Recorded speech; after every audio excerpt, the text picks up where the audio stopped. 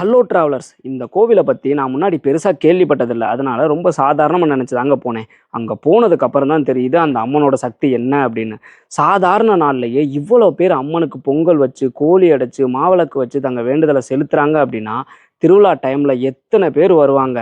அம்மனோட சக்தியை நினைச்சாலே மெய் சிலிர்க்குதுங்க. அந்த கோவிலை பற்றி டீட்டெயிலாக சொல்கிறேன். அதுக்கு முன்னாடி இப்போ தான் நீங்கள் நம்ம சேனலுக்கு வர்றீங்க அப்படின்னா நம்ம சேனலை மறக்காமல் சப்ஸ்கிரைப் பண்ணி வச்சுக்கோங்க. நம்ம தமிழ்நாடு ஃபுல்லாக ட்ராவல் பண்ணி வரலாற்று சிறப்பு மிக்க கோவில்களை பற்றி வீடியோஸ் அண்ட் பிளாக்ஸ் வந்து போட்டுட்ருக்கோம். அந்த லிஸ்ட்டில் இப்போ நம்ம ரீசெண்டாக இருக்கன்குடி மாரியம்மன் கோவிலை பற்றி என் ஃப்ரெண்டு சொல்லி தாங்க கேள்விப்பட்டேன். சரி வா பார்க்கலாம் அப்படின்னு சொல்லிட்டு போனோம்.